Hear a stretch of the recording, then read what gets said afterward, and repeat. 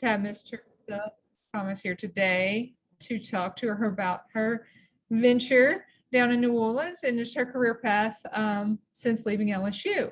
But first, I want to make special recognition to Campus Federal. As always, we love partnering with them and appreciate their partnership in this event every month and throughout the years. And so we have Ms. Roxanne here to say a few words from Campus Federal, and then we'll get started. Thank you very much. Appreciate the opportunity to be here and to sponsor the speaker series. We're happy to partner with the LSU Ag Student Association to sponsor the College of Ag Alumni Speaker Series. This is a great opportunity for students to hear from alumni regarding their careers. And just like these alumni who want to make a difference in your life, so does Campus Federal Credit Union. We were started in 1934, and we are now a full-service financial institution with 2 locations on campus. We're in the Student Union downstairs, and then next to the College of Energy, Coast and Environment building. We are committed to excellent member experiences with continuing investments in digital and physical presence. You can visit us at campusfederal.org to learn more about our products and services, open an account, and check out our extensive financial education resources. So it's a great opportunity to look at maybe some topics you're not familiar with and learn a little bit more. Campus Federal strives to be a financial partner for every stage of your life. Thank you very much for the opportunity from College of Ag, and good luck to all of you. Thank you, Roxanne. And I always like to say, I have 2 accounts with Campus Federal, and I've had excellent customer service and experience with working with them. So thank you. Yeah. Okay, so I'm going to bring up Ms. Kayla Benton. She is our Ag Student Association president. And like Roxanne said, the Ag Student Association put on this event in partnership with the college. And so Kayla's going to introduce our speaker. Kayla. Hi, everybody. It is cold outside, so happy that y'all could make it here. I'm not a big cold person, so I'm very proud of you all for making it like I did. Again, my name is Kayla Benton. I'm president of Agriculture Student Association here at LSU, and I am excited to introduce our speaker. Ms. Teresa Thomas is a graduate of Louisiana State University, receiving her bachelor's degree in agriculture, economics, and international trade. Her postgraduate studies have been in urban planning, and her interests and focus are in decreasing food deserts and increasing access to healthy food options and knowledge. Teresa is a self-proclaimed serial entrepreneur with interest in working with urban farmers and small businesses in the community. She is the owner of Crazy Plant Bae plant store and trim market branch event venue. Annually, she is also the festival coordinator for the NOLA Vegan to the Soul Food Festival, whose mission is to increase exposure to small businesses while increasing community education of healthier food availability and lifestyles. For over 10 years, Teresa has worked in New Orleans and the surrounding areas to assist in urban farmers in setting up their backyard gardens. She recently completed the LSU Ag Extension Master Gardener Program and is excited to apply her continuing education to help local urban farmers. Please join me in welcoming Ms. Teresa Thomas as our November speaker.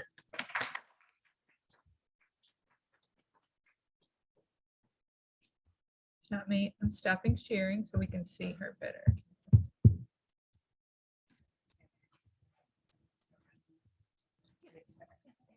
It's just so they can see you. Good morning, everyone. As she introduced, my name is Teresa Thomas. I graduated from LSU in 2010, so a while ago. And I'm really excited to be back on campus. I've only been back a handful of times since I graduated. And as I drove in this morning with my mom, and I shared with Miss Kelly, so many memories on campus, right? We spend so much time here. These are really where your developmental years take place. And I called one of my best friends on the way up here that I met in college, and she and I lived in Miller our first year, and we had to go to Walmart, and we took the bus to Walmart, and then we couldn't figure out to get the bus back, so we walked. So if anyone's been to the college Walmart, right? So that's always one of my memories of college. It's just like figuring out how to make stuff happen when we really don't know what to do, right? So that's kind of how I feel like a lot of you guys may be in your course with your careers.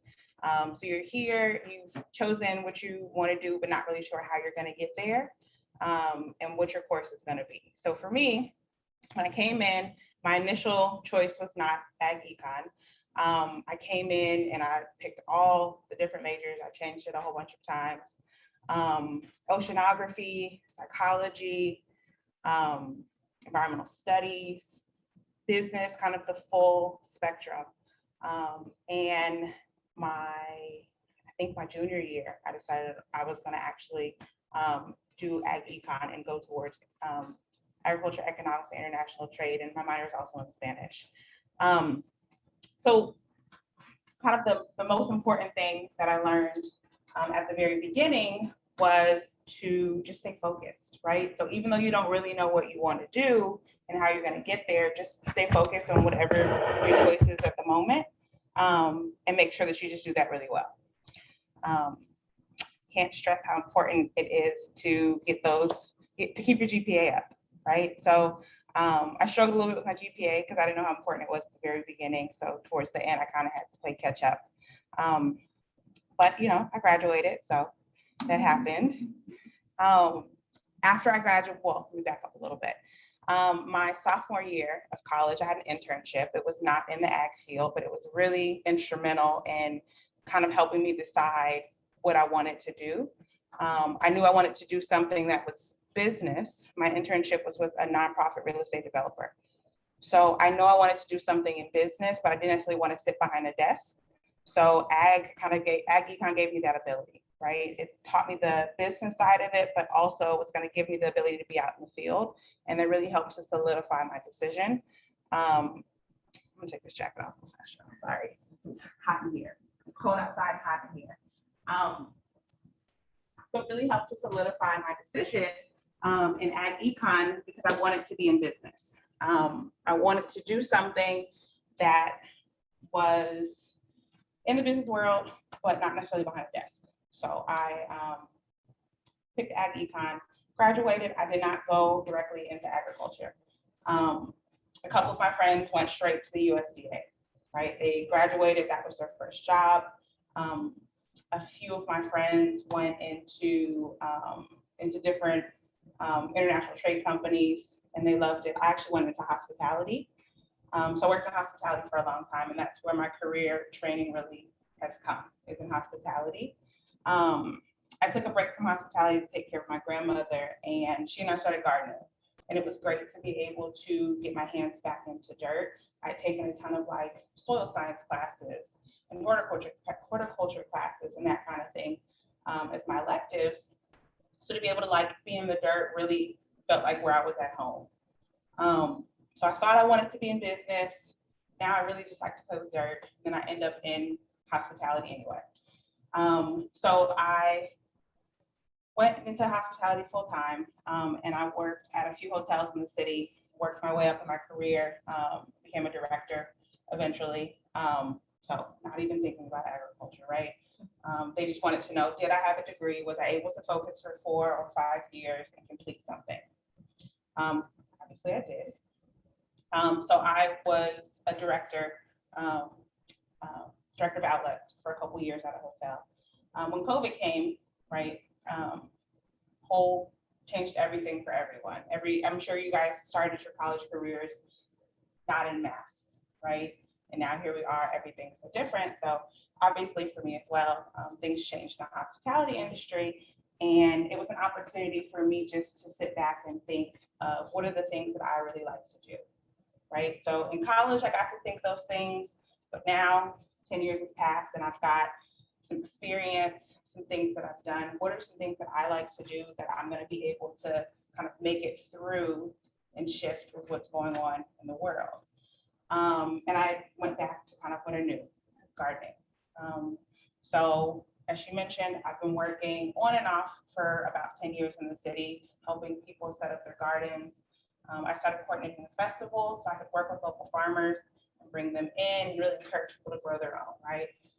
Obviously, it's not realistic for people to grow all of the food that they eat, but to even allow them to grow a portion, and a lot of times that encourages you to try other things.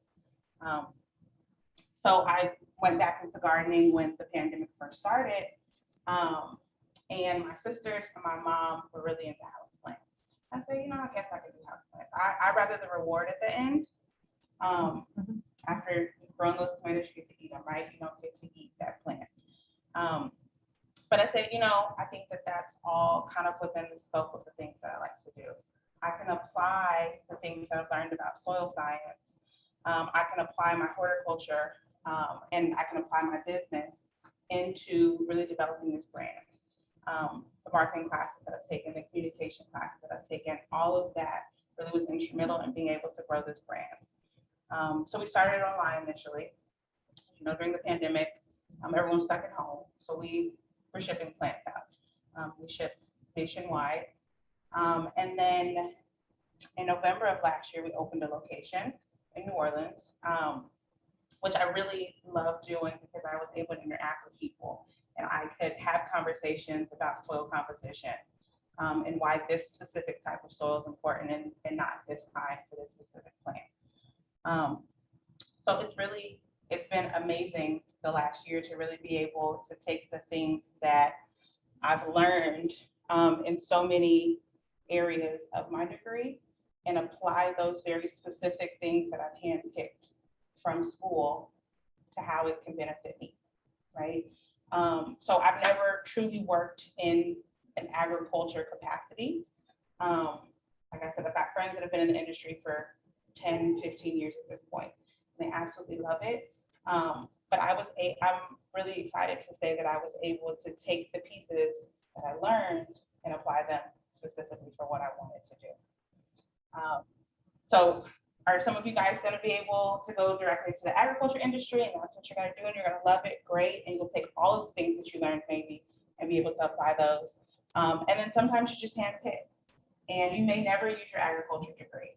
I'm not sure that I'll ever, I don't have any true experience in the agriculture capacity to go and work for the USDA at this point, apart from starting at like an entry-level position. At my age, I don't know that I want to start at an entry-level position. So I may never truly utilize the entire scope of my degree. But being able to have taken so many variety of classes, I'm able to utilize all of the parts of it. You guys have any questions so far for me? Tell us about the space that you opened up Oh, initially, yes. the uniqueness of it, right? I'm sorry. The uniqueness of Oh, the space. yes. So How you chose it. my family and I own an event venue as well. So initially when we opened the plant shop, it was easy to just integrate it into the space that we already owned. Still taking into consideration all the things that we need to grow plants, right? Which is also something that I was able to kind of handpick from my education. So down to how I organize things in the shop, light exposure, water needs, all of those things that I learned. And then I'm continuing to learn even through the Master Gardener program that I completed this year through the Ag Extension. All of those things go into play. So we're actually moving into a new location in the next 3 weeks. And that was something else that I had to think about, right? So obviously going back to like marketing classes and communication classes, location is really important. Accessibility, all of those things. Yes. All kinds of events, honestly. Weddings, receptions, birthday parties, you name it, we host them all. I think I mentioned I coordinate the vegan food festival in the city. So I do also do some larger scale events such as that. Yes. So did you get hired to coordinate the vegan festival, or did you just kind of like work your way in and just get? I created it actually, so there wasn't one. And it's called the Vegan Food Festival just because of my personal choices, but really it's a push for access and connection to farmers and to small businesses in the city. So being able to make a connection with a local farmer, when I say local, most farmers are coming out like Mississippi or the country or parts of Louisiana. But being able to make that connection and have a conversation with them and understanding the things that they do to create this acorn squash or to grow this watermelon encourages a lot of people to maybe try it themselves. On a larger scale, it's more difficult, but it's definitely manageable for them to do at home. So I really want to make that connection so that way they understand that it's doable. How do you source your plants? They come from all over the place. So I do a lot of tropical plants, which, as you guys know, we've got an excellent climate. We can grow almost anything here. So I'm able to grow a lot of them. I'm able to propagate a lot of them. I do source some out of other areas just because I can't produce enough plants fast enough. But I am able to grow a lot of them, which is pretty cool. That's also something that I learned in my degree, right? And in my further training through the Master Gardener program is how can I create these plants? How can I keep going back to soil, right? Because I absolutely loved soil science classes. How can I create the right mixture to make this plant thrive and grow quickly? Yes. When it comes to shipping them nationwide, is there any like additional like paperwork or things that you have to fill out for like pest control across state lines or disease transfer? Absolutely. So there's some states that I have to ship what's called bare roots. Basically, I ship all the soil off because they don't want anything that could potentially be in the soil to cross state lines. So great question. Thank you. So there are states that I have to do that for. It really comes into play in the food side of it. They're a lot more strict on like the imports and exports of food than they are of houseplants, just because of the bugs and the plants, the things that attack the different plants. But definitely there are some states that I have to do things differently. Yes. I know you took a lot of business classes in your degree, but I feel like starting a new business is really daunting to a lot of people. How did you feel when you got this idea? Like, what are some tips you give people who are thinking about starting a business? Yeah. Yes, I did take a lot of business classes, and to take things out of a textbook capacity and apply them into real life is completely different, right? So we learned so many things in school, and it's not black and white like it is in the textbooks. So really asking questions, finding someone that's done it before you and being able to say, so how did you do it? What are your tips, right? Which I guess is what you just asked me. Market research, I think, is most important because it's easy to start a business. The hardest part is making sure that it's sustainable. So finding out, is this a business that the community that it's in is going to support, or will other communities travel for the product that I'm offering? What is going to differentiate me from everyone else? Why should they come and buy a plant from me instead of going to Home Depot? What's the difference, right? What am I offering that's going to create that loyal clientele that's constantly going to come back to me?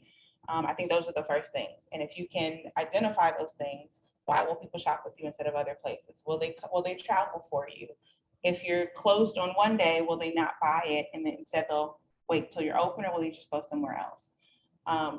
Asking all of those really important questions, I think, is kind of the key to it. And then, of course, City Hall paperwork and all of that kind of stuff. Kind of a maze sometimes, but really making sure that it's sustainable, the most important thing. Yes. Yes. Kind of in the current climate, coming out of school and trying to get break into the job force can be a little bit daunting. You are a serial entrepreneur and started a few different businesses. So maybe you can expound on that, go cycle. Yeah. So she mentioned I'm a serial entrepreneur. Crazy Plant Bae was not my first thing. It's a lifestyle choice that I've kind of created, if that makes sense. So I owned a gym for a few years, which really encouraged people to get up and get active, right? I do the vegan food festival, so people have healthy food options, healthy food choices. The plants for me is self-care, which I think is also really important. So the combination of all of those things kind of have made it easier for me to start a business because I've done it before, but also to build my brand. So I'm my own brand, right? So why are people buying plants from me instead of Home Depot? A lot of times it's because of me. It's the level of service that I offer. It's the personalization. It's the conversation that they get. So kind of to expand on your question is finding out what your brand is going to look like. Are you going to be your brand and how will you represent it? Did that answer your question? Oh, right. So sorry, thank you. This is my mom, by the way. Yeah, bring your mom. So also Go Veggie. So I don't know how I forgot that one. That's my favorite. So Go Veggie is really my favorite. It's my first. Go Veggie's mission statement, if you will, is to connect people to the ground, right? To connect people to the land. I build planter boxes and raised beds. I do a lot of work at schools right now, setting up community gardens, setting up edible school gardens, all of that kind of thing, to get people back connected to the land. I've kind of touched on it a few times about growing your own. I'm really interested in getting kids back to it. I think that, you know, we've gotten so detached from where our food comes from. And you guys all know how far food travels, right? And what you lose from the food and the time that it comes from North Dakota to Louisiana. I don't know if they grow anything in North Dakota, y'all. I made that up. Pineapples from Hawaii, right? So the time that the pineapple travels from Hawaii, how it's changed. So for me, again, growing it locally is really important, but also introducing a kid to growing bok choy. They may have never seen bok choy or tried bok choy, but they've worked really hard to grow it and they've watered it every day. And then they picked it, they're probably gonna try it and hopefully they like it. So you introduce them to trying different things they may have never tried. You had a question in the back? Yeah. So if you rebrand yourself and this personal thing that you put,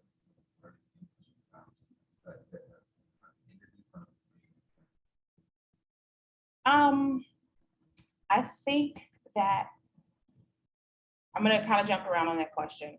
What's really hard as a small business is being in the middle of being a really small business and I can barely afford to pay myself, to being in a position where I need to bring on other people because it's gotten so busy that I can't handle it. So that's been really tough, right? Because you want to obviously get to a position where you're not the sole person responsible for every aspect of the business. But finding, it's a really fine line. So that's been really challenging, is being able to bring on people that are knowledgeable and that are interested, and being able to sustain them. It's also been difficult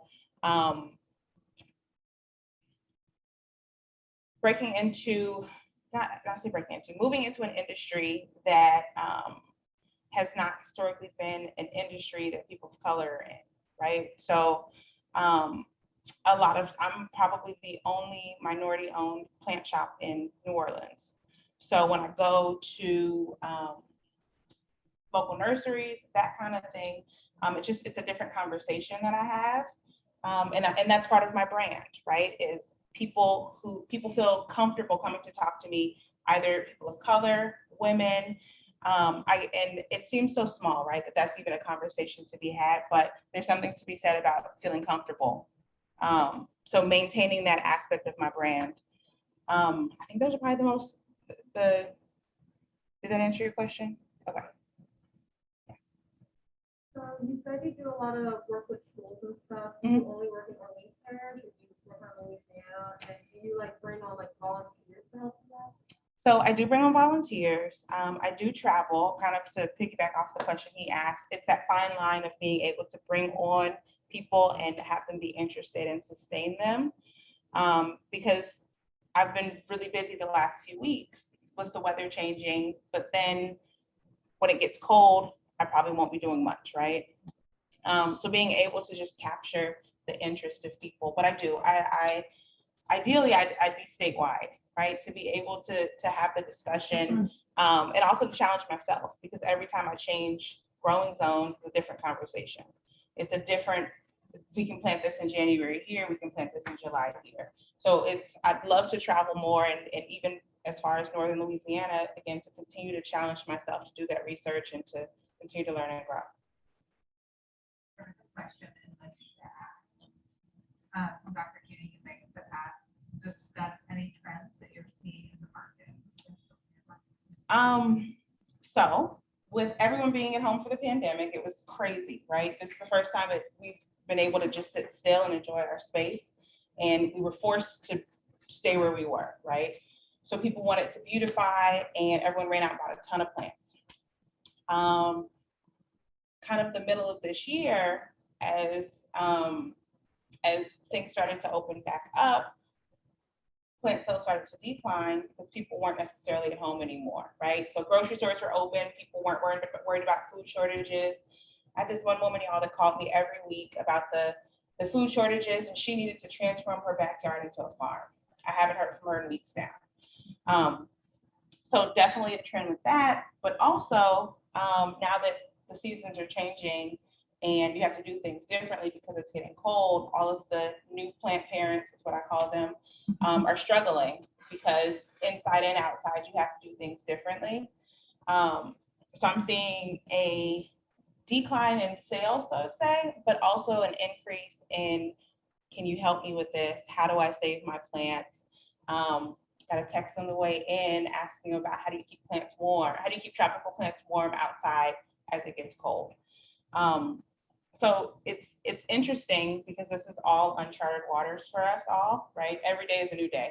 We don't know what tomorrow will bring in terms of mandates, restrictions, spikes, all of those things.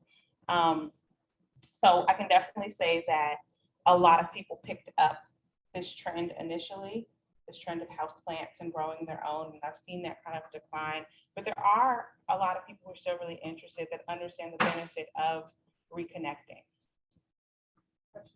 Yes, ma'am.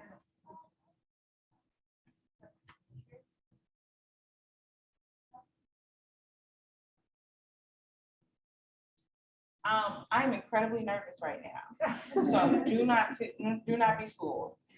I text probably 15 people before I came up here, the like nervous face, just because I needed to share with my circle that I was nervous. So do not be fooled. But sometimes you have to just go along with it and figure things out as you go. So I didn't like write down any of the things that I should say today, because sometimes when you overthink it and you over prepare, you mess up. So obviously in business, I can't just like fly by the seat of my pants every day, and I have to make those things I have to prepare. But a lot of times, just like with your college careers, you don't have all the answers. So at 19 years old, I didn't know what I wanted to do, what I wanted to be when I grow up. And I don't necessarily know what my business is going to look like in 6 months. So I've made the preparations. When we were busier, I was able to make some adjustments and some investments and that kind of thing into the business for when it's slower. But it's really, especially in the current climate, you really just kind of take it till you make it. In some regards, obviously still planning is important. Get another question? Yeah, so with the multiple business ventures that you had, Mhm. how have you been able to build the platform that you have? I know sometimes how you traverse that. Yeah. Maintaining connections. So I have, I told you I did an internship my sophomore year of college, and I'm still very closely in connection with the women who were over me.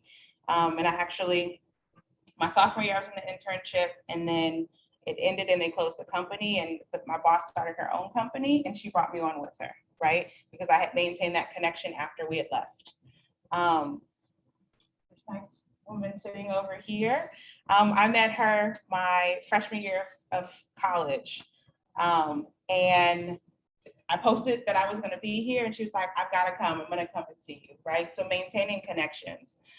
You don't know who you're going to run across. So just being really genuine with all of your interactions and keeping in touch with the people who you think would be the most important. I think is how I've been able to build my social circle, build my brand, is maintaining connections. Yes, ma'am. So I feel like a lot of jobs and majors in agriculture are very science-based and have a lot of emphasis on customer service and hospitality. Since you work in hospitality for so long, what's like a few things that are really important for like having good connections, good like customer, service and just maintaining those connections? I think genuine, and I think talking to as many people as you can, right? So obviously it's a little weird right now, but I was always the person in all of my classes that was just like, "Hi, my name's Teresa. What classes are you taking this year? What are you gonna do? Hi, my name's Teresa." So just having all of those conversations, I think just made me more comfortable in a social setting, in a hospitality setting, to talk to thousands of people a day. Yeah. Yes, ma'am. There was another in the chat. Okay. Can you explain what a typical day of work is like for you? Oh, boy. There are no typical days. Every day for me literally is different. If I am going to get plants, for example, the life of a small business owner is not all the like fairy dust and roses that they make it seem. I may get up at 5 or 6 in the morning, drive 7 hours, pick up some plants and drive back 7 hours. On a normal day when my actual shop is open, I'm in there early, I'm tending to the plants, making sure that they're good. And then for the 6 hours that we're open, I'm interacting with guests, with clients. I'm doing repots and explaining plant care and all of those things. And then once the shop closes, I'm doing the business side of it. So honestly, that's not the most fun part. I'd much rather just play with plants and dirt all day. But the business side of it, right? I'm doing marketing. I'm on social media constantly, which helps to maintain my brand, to stay relevant. Social media, y'all, has just like changed the game. So again, I've kind of been in it for 10 years now. And I don't know if you guys remember before social media, but you had to like get out and talk to people in person and hand out flyers and that kind of thing. So many things that you can do now virtually and on social media. So I spend a lot of time on social media. Finances, which my finance classes all help with that. Building my website, all of those things are the things that I do in the evenings as well. So I prepare for the day by making sure that my inventory and everything that I need is appropriate. My customer service comes into play in the middle of the day, and then the business at the end. Yes, ma'am. The vegan food festival that you do, is it only food businesses or is it other small businesses too? It's other small businesses as well. So it also acts as an incubator, if you will, for small businesses to be able to come together and reach the masses. So the first year we had about 1,000 people. The second year was about 2,500 people that came out. This year was again weird because of COVID. We're about the 2,000, but the impact of having a small business have access to 2,000 people in a day is really important for me and for them. So definitely it's open to other businesses. So food is the primary focus. Yes, ma'am. You go about financially starting the business and maintaining like different connections to help start your For sure. So when I first started my businesses, I was working in hospitality. So I'd work long hours. I was a server initially. So I worked long hours as a server and then do the things I needed to do when I could find time. I've since obviously post-pandemic transitioned away from that. But so initially I financed it myself. And I'm fortunate enough to have the businesses in the position where they can finance themselves now. But definitely I wasn't, sometimes you're able to get startup money, right? But I would recommend that you don't let that deter you. If you're truly, if you've got an idea that you really think it's a good idea, you may have to self-finance until it can take care of itself. Yes, ma'am. That's exactly what I was going to ask you about too. Maybe can you talk about how important it is starting up a business with credit opening credit lines and trying to have financial support. For sure. So again, my mom is gonna sit here and just keep prompting me. So it is really important, right? Obviously, you can self-finance sometimes. And when I say self-finance, it's myself and my family, right? Because we do this together. So self-finance comes from the collection of people that you would like to go into business with, or your family, or whoever's behind you. Depending on the scale of what you want to do, that's not always possible. And you do have to go after credit, and lines of credit and financing and all of that.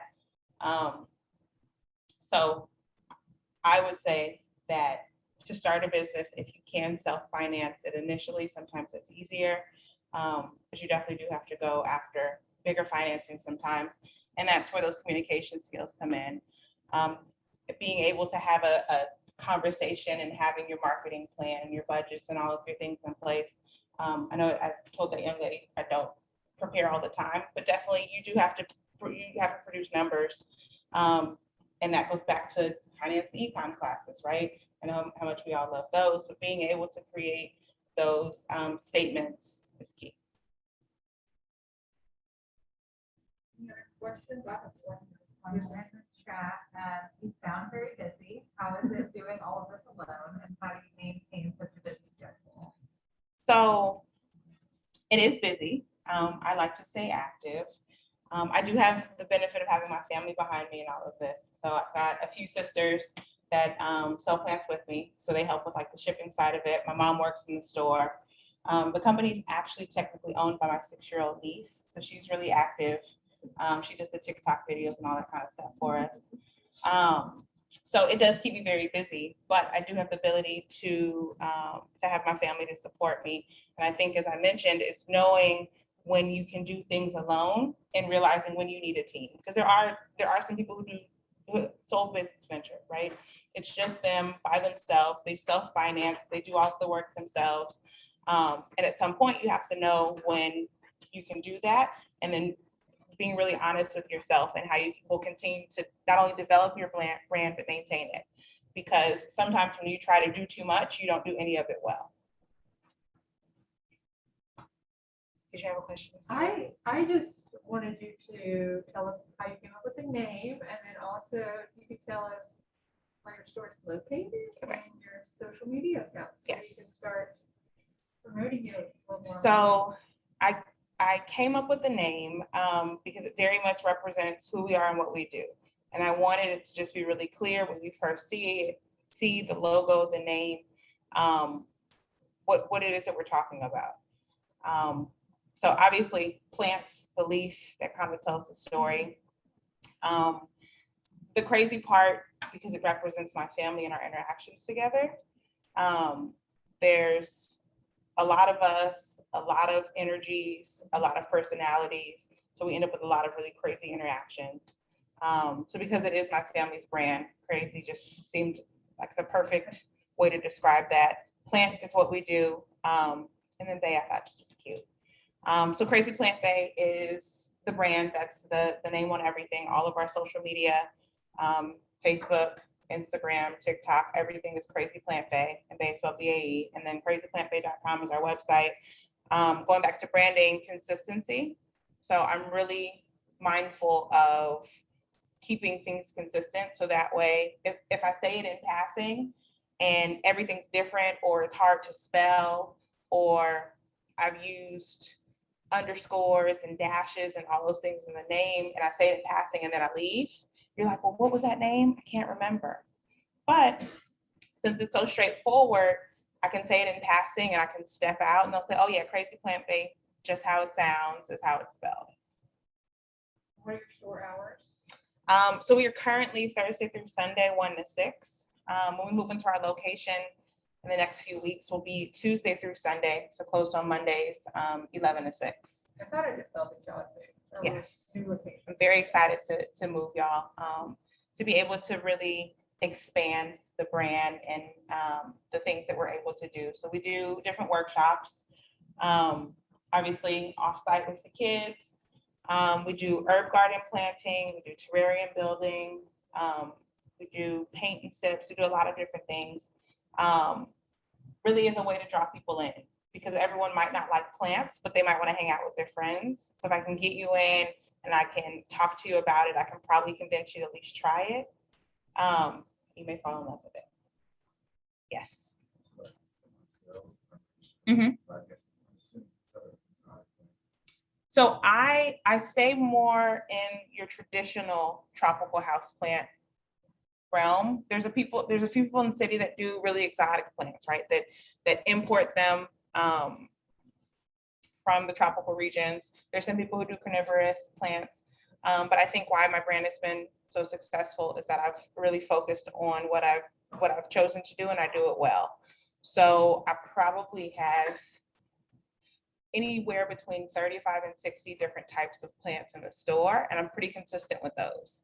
So I don't bring in your very exotic monsteras. I stick with your 5 or 6 regular varieties, but that helps me be really well versed on them, and to build that loyalty with my clients, because I've given them something that they can reasonably take care of. I have a lot of new plant parents. You know, when you get into more tropical plants, they're a little more finicky. So by allowing them to kind of get their foot in the door with these easier plants, I think they have more confidence in themselves and in my brand. Yes. So that's touch upon the question I just asked. Mhm. Snowplant, maybe this you should go to,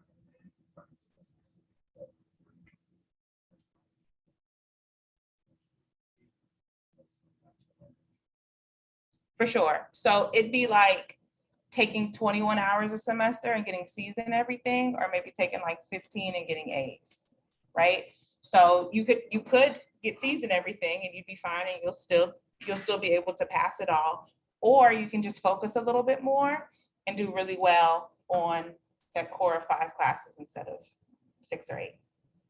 So for sure, by focusing in on what it is that you're doing, you can just do it well instead of doing a lot of things not so well. Great questions.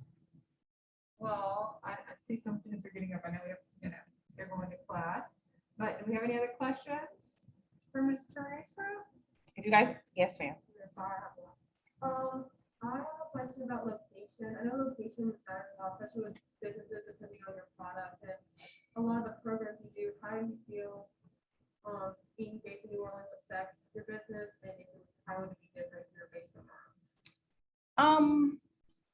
So in terms of like another city, is that your question? Another state. So my sisters also sell plants. So I have a sister that sells in Baltimore, and I have a sister in the San Francisco Bay Area that sells plants. I think that when you have a product that's not specific, then you can do it anywhere, right? And it's really just about developing your clientele in that area. If I was selling, I don't know, scarves, right? I'd have to be really specific about where I sell scarves, because I can't sell them in, I don't know, Arizona, right? Because there's not a market for scarves like if I lived in New York.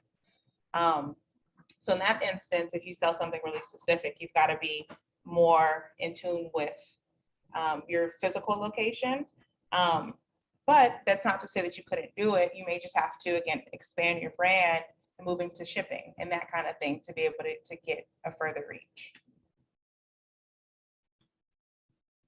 Okay, well, I think we are getting short on time. I want to be consider everyone's time. Ms. Teresa will be here, I'm sure, for a few minutes after Yes. this, so she can answer any additional questions. Thank you guys so much for having me. If you ever have any questions, my social media is Crazy Plant Bae on everything. So feel free to reach out, ask us any questions that you'd like. If it's about the business side of it, if it's about a specific plant that's not doing so well, if it's just about if you're interested to volunteer with us or internships or anything like that, I'm happy to just have a conversation. Great, thank you so much. Of course, You did thank great. you all. Good questions. Again, I encourage you to follow Teresa on social media. She's always doing cool stuff, and just neat. I'm definitely a new plant parent as well. My mom comes and gets them when she sees that they're struggling and brings them home to like the hospital and then brings them back. So it's a learning process. My mom does the same thing. So again, do not be fooled. I am not good with every single house plant. Like, oh, these are your plants. It must be. No, I have 3 plants in my house and 2 of them are not doing that well. So much like you, my mom takes care of the plants that are a little questionable. Yeah, so, well, thank you guys. Thank you, Teresa, for coming in on a Friday. And that concludes our speaker series. There's food in the lobby.